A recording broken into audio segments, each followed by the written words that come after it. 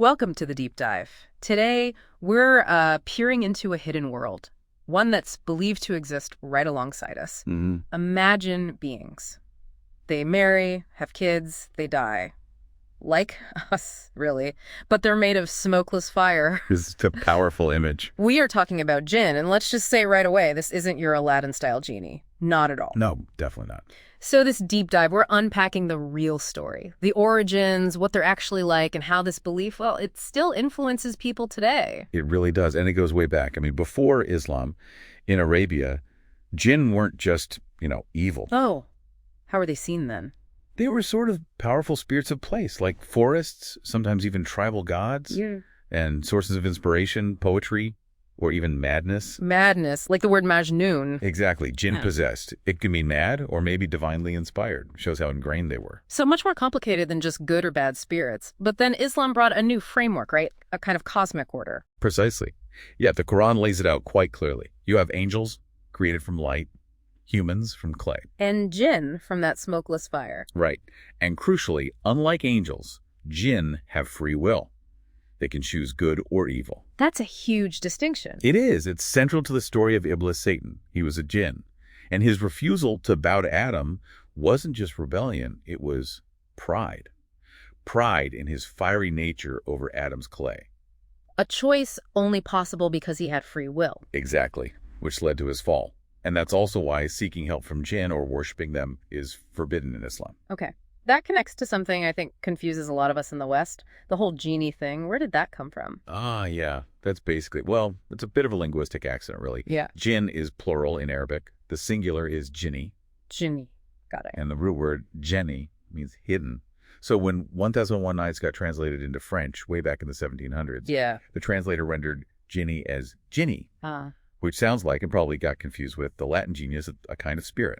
Oh, wow. So that's how we get the lamp-dwelling, wish-granting figure. Pretty much. It's a total pop culture evolution. Very different from the original concept. A critical difference. Because the sources describe jinn as having, almost a parallel society to ours. They absolutely do. Yeah. The belief is they live in their own world. They have tribes, families, they marry, have children. They live a long time, much longer than us, but they aren't immortal. They die eventually. It's like a whole hidden civilization. It is. And they need food, apparently. Some traditions say Muslim jinn eat bones over which God's name was said, and non-Muslim jinn eat those where it wasn't. Little details like that. So where are they supposed to be? Traditionally, empty places, ruins, caves, graveyards, even dirty spots, like bathrooms sometimes. Liminal spaces. Okay. And they can look like different things. They're very diverse forms. There's a hadith saying from the Prophet Muhammad describing some having wings like they fly. Others look like snakes or dogs, and some just kind of dwell on the ground. And specific types too, right? Like in folklore. Oh yeah. You get figures like the Ifrit. They're mentioned in the Quran, actually. Seen as cunning, strong, rebellious, often linked to fire, maybe the underworld. Fascinating. And historically, wasn't there a famous story involving King Solomon? Yes, absolutely. Prophet Suleiman, or Solomon. The Quran tells how God gave him power over the jinn and even Satan. He had this magic ring or seal. And he made them work for him. He did. Building temples, other big projects. It's a really significant story because it shows humans, through God's favor, gaining control over these powerful beings. A big shift. That's quite a reversal from just fearing them. And, for many people, this isn't just ancient lore, is it? People still report encounters. Definitely. Especially across the Middle East and other parts of the Muslim world, you hear anecdotes. So like someone I read about, a student in Mauritania, described seeing a man's shadow pass through a tent wall. For many, jinn are still a tangible reality.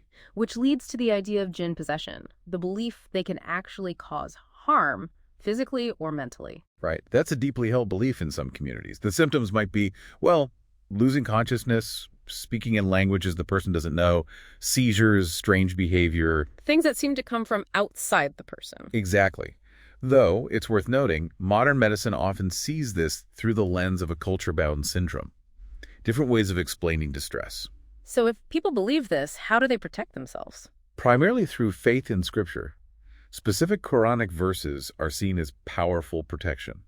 Like Ayat al-Kursi, the throne verse. It's recited for protection against all sorts of evil. And specific chapters, too. Yes. Surah al-Baqarah, the longest chapter, is believed to ward them off. And then there's ruqya. Ruqya. That's like an exorcism. Sort of, yes. It involves reciting Quranic verses over the person believed to be possessed, with the intention of making the jinn, well, essentially burn or flee. It's a spiritual healing practice. It really highlights how different this living concept of jinn is from, the Disney genie. Oh, worlds apart. The Western genie is mostly fantasy now, right? A caricature. But jinn, for millions, remain part of a living religious framework. It's not like European fairies and folk tales. It's an active part of their understanding of the unseen world. It really makes you think. Whether you see it as superstition or as a description of a parallel reality, what does this enduring belief in jinn tell us about our own human need? Our need to understand the hidden forces, maybe, and grapple with good and evil in that unseen space. That's the question, isn't it? What does it reflect about us? Like, subscribe, and share for more podcasts like this.